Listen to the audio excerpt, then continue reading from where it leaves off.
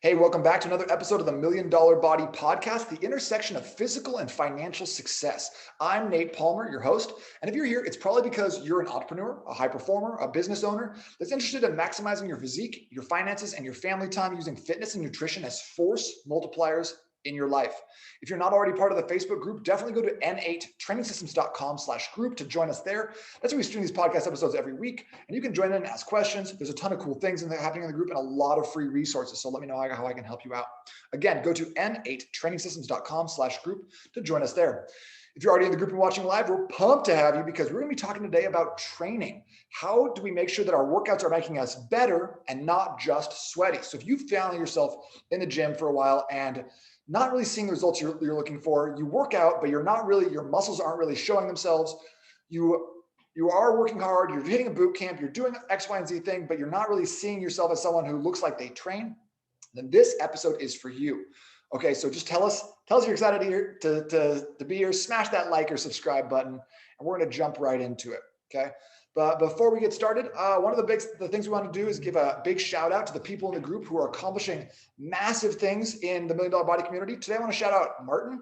Martin has been doing awesome. And here's the thing about him is that he was already, before we started working together, training 6 days per week. And on the 7th day, he would like run or bike or something. So he started training in the gym 6 days per week. On top of that, he had already gone on a vegan diet to attempt to lose weight. And he was working with a personal trainer 2 times per week. So when we started to work together, he was like, what can you possibly show me that I don't already know? So we just made a few simple tweaks to his nutrition. We ditched the veganism because he wasn't really he just wasn't a practicing vegan. He just basically had watched Forks Over Knives and some of the other Netflix documentaries. We changed up his workouts just a little bit, and it was crazy. We cut back down a little bit, and I gave him some of the principles that we're going to reveal today in the podcast. And it was amazing. In 60 days, he dropped 4% body fat. 4% body fat, which is an astounding number. Okay. Most people are getting about 1 to 2%, like 1 to 2% in that time period. He dropped 4% in just 60 days. And the craziest part is that he gained 2.7 pounds of lean muscle during that same exact time.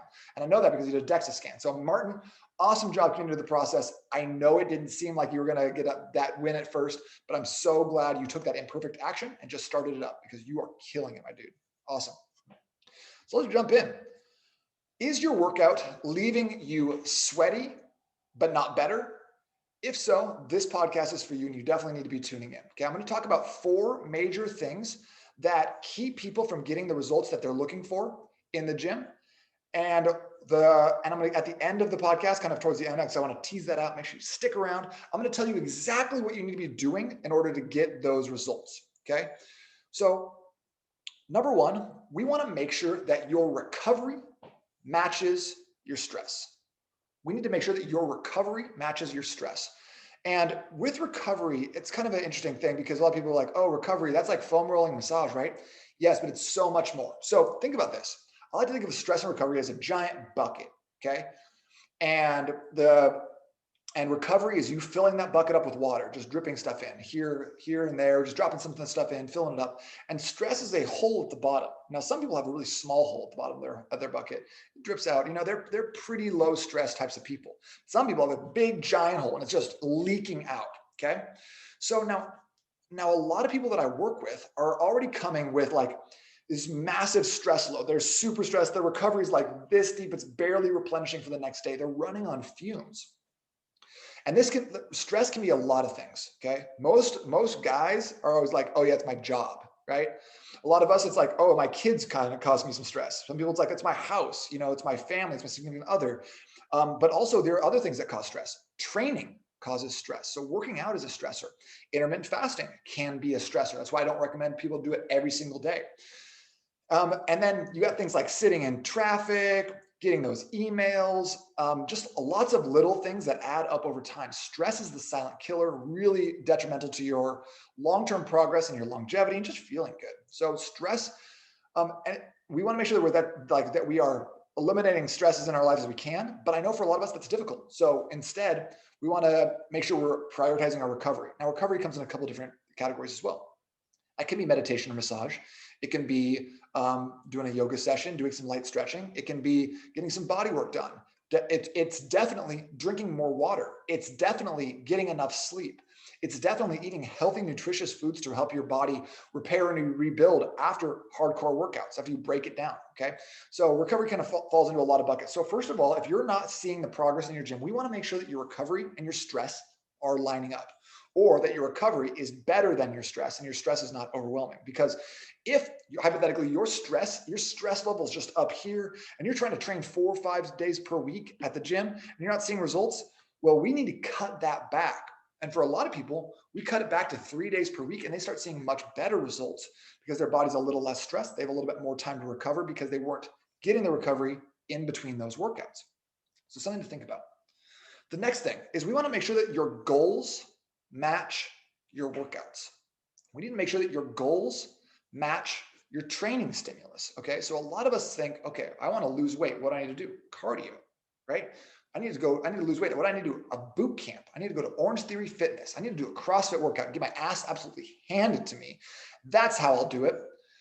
But what most people don't realize is that these cardio high intensity workouts, elevate your stress levels quite a bit, which is increase your cortisol levels, different things within the body and the body's chemistry.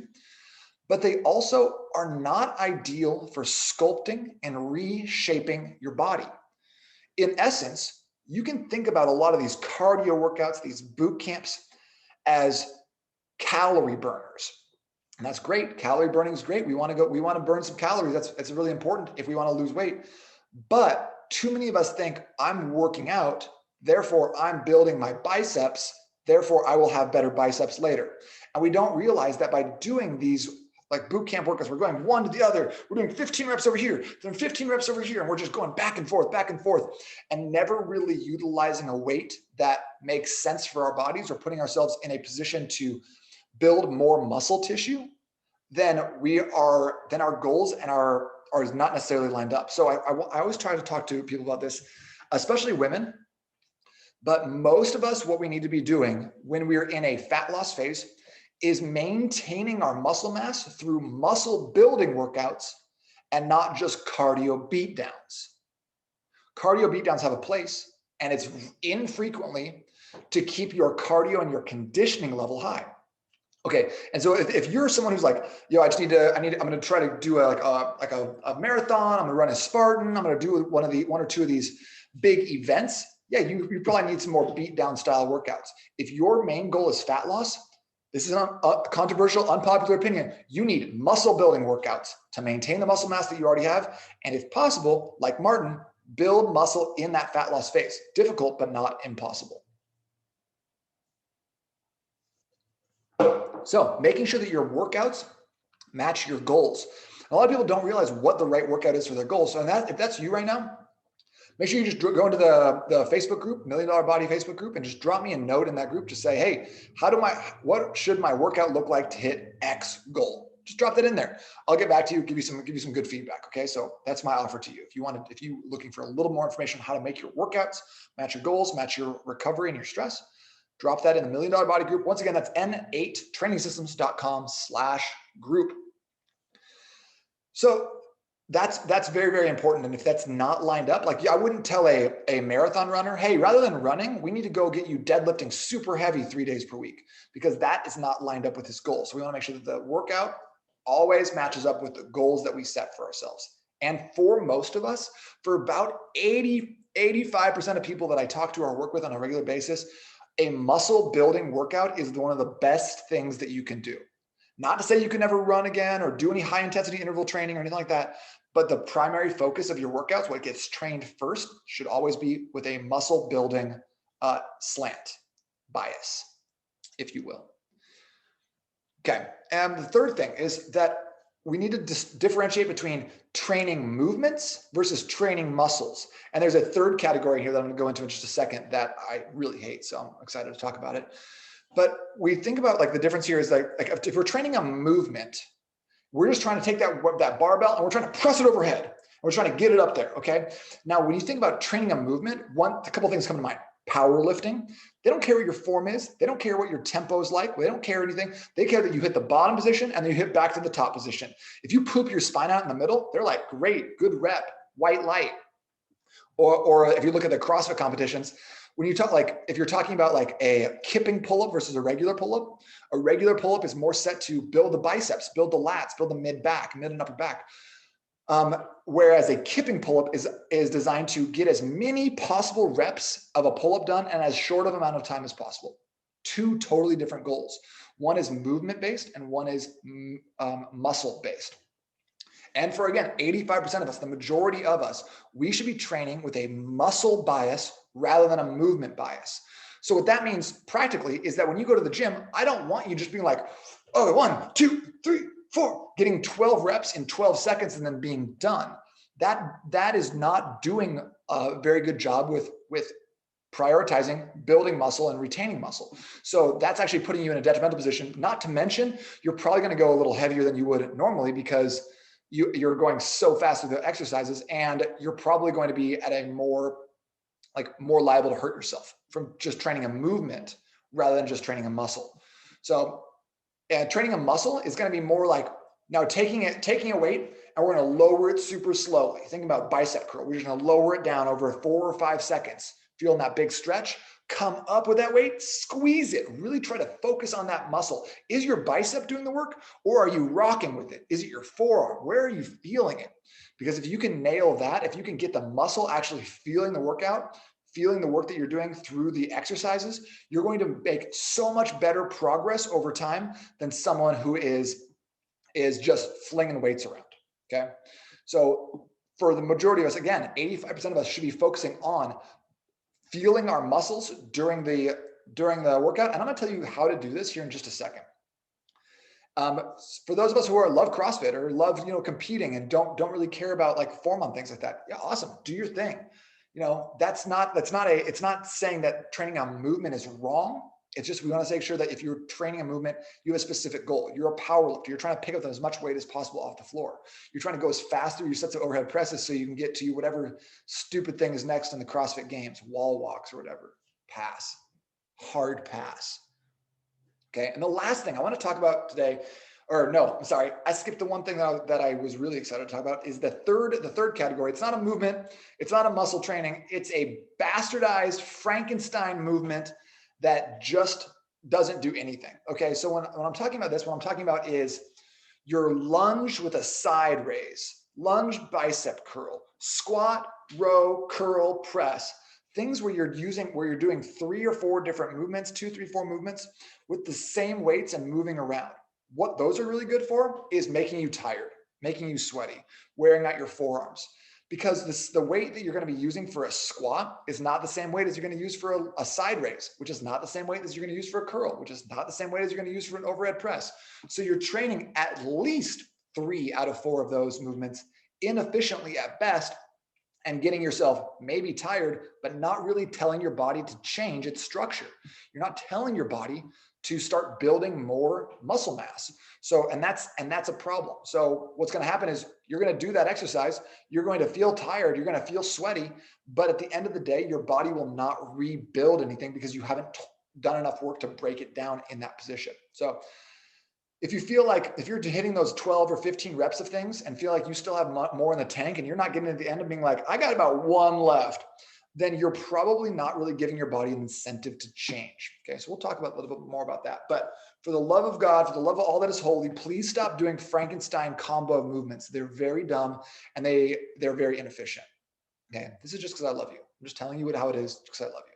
Okay, so here's what you should do every time you train with everything that I just said in mind. Okay, and if you're a marathon runner, if you're training if you love running, if you love Orange Theory Fitness, if you love CrossFit, you just love swimming, then you can kind of ignore this up until the time when you're like, I need to change how my body looks and feels. Change how my body looks and feels. Then come back to this, bookmark it for that time. So when you are ready to change how your body looks and feels, the thing you need to be doing when you go to the gym is training with a slower tempo, okay? Slower time under tension, which means that a set of 10 reps should take you about a minute and not 14 seconds. Well, how do you do that? Short of just holding at the end range of motion and being like, okay, am I done yet? Am I done yet? What we want to make sure we're doing is we're using a specific tempo in the movement. And a lot of times trainers will list out tempos in their training programs as 4 numbers. So like, for example, it'd be like 4, 0, 1, 2, something like that. And it basically means how many seconds are you lowering it for? So that'd be like the first number, 4. Okay. How many seconds are you pausing at the bottom? That's the 0. How many seconds are you raising it for? That's the 1. And then how many seconds are you holding in that squeezed or top position? And that'd be the last number. Okay. So the 2 numbers that I think are the most important there are the lowering piece and the squeeze piece. Okay. So yeah, you can be like, okay, that's a lot. I don't really have time for 4 numbers. That's too much, too many numbers for training. I don't want to count a bunch of times. No, thank you. But here's what I want you to think about is I want you to lower that weight slowly. And then as you raise the weight, I want you to squeeze it really tight. Okay. And then we can get more in depth on this, especially if you wanted to go like into a training program or wanted some more personalized feedback. There's a lot more to this. But what I want to focus on is how do you make sure that you're making progress in the gym? And that's by using the right tempos. Okay. And so a very simple way to do this, excuse me, is by counting down from 4 as you lower. Make it really simple. Just go 4 seconds down. And then every time that you get to the top of the movement or the squeeze portion, so like on a lat pull down, it's the bottom when you squeeze, pull down and squeeze. On a chest press or a bench press, it's when you get to the top of the movement, when you push up and you're squeezing. I want to make sure that you hold that position for at least a dead stop. Give yourself a second in that position to really own it, to really squeeze the muscles that you're trying to work, and then go back to that lowering phase. So that's the one thing you need to be doing every single time you get to the gym. Okay. And the way we need to be doing this is not just haphazardly by picking random exercises, but we need to pick 2 or 3 exercises, one for every muscle group that you're really trying to work. So like maybe 1 back, 1 chest, and 1 lower body exercise. And you need to train those in this way over and over and over and over and over and over and over again to get very, very strong at those exercises. This is something that's like that a lot of people won't do because they're like, I don't know, muscle confusion. Shouldn't I switch it up every time? No, you need to be taking that one exercise and getting extremely strong at it over time until you start seeing your gains basically stagnate. So let's say you take a bench press, for example, that you're like, I'm going to bench press is my thing. I'm going to do that this week or this month, this year.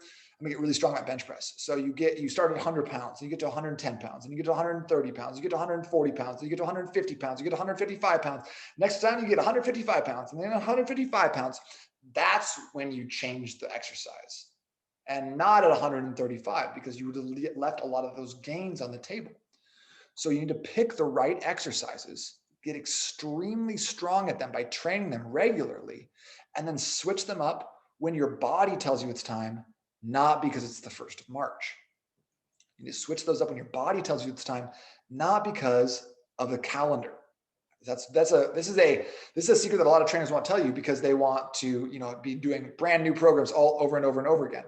But in reality, this is what's going to give you the best results long term. Getting very strong at key exercises, and key exercises can be different for everybody depending on your structure, what your goals are, your stress level, how many times a week you're training. Okay. If you want more information on the best exercises for you, once again, go to the n8trainingsystems.com/group in the $1 Million Body group and just post in there. What are my best exercises? And I'll reach out. I'll hook you up. Okay. So that's what we wanted to talk about today. That's something that I'm super passionate about. And I know we didn't talk about nutrition. It's very important, but we spent a ton of time going into nutrition on all the other podcasts. So I really wanted to make sure that we were touching on the training piece. So once again, don't hit the gym until you go back and listen to all this again. Maybe you listen to it twice, but basically a couple of things. And just in summary, make sure that your recovery matches your stress level. You're always recovering more than you're stressed out. Okay. And if you're not able to do that, we need to tweak some things with your lifestyle. Number 2, make sure your goals match your workouts. Don't be going to CrossFit and being like, oh, I'm in a fat loss phase. Like you're not being efficient with that. Number 3, make sure that you are training muscles and not movements. And there's a couple of schools of thoughts on this, but for most of us, train muscles, not movements. It's that's a very important piece to make sure that you look and feel as good as you want to. And then lastly, pick 2 or 3 key exercises that you can train every single time you go to the gym, not in the same workout, obviously, and then train those with a tempo, slower, and make sure you get a good squeeze on those, and then just get strong at those over the next 3, 4, or 6 months. Okay. And this is some of the best tips that I can possibly give you that I've seen for the last several years with myself, with many hundreds of clients. And this works. It's not sexy. It's not a 30-day detox. But if you want to change the way your body looks, if you want to look in 1 year completely different to how you look now, this is the key. This is the way. All right, y'all. Hope that was very helpful for you. Let me know what questions you have. Drop those questions, either take a screenshot of this podcast episode, share it on your social media, and tag me. That'd be awesome. Or drop any questions you have in the $1 Million Body Facebook group. And just remember, guys, what Babe Ruth said: you just can't beat a man who never gives up. I'll talk to you soon. Have a great day. Have a great week.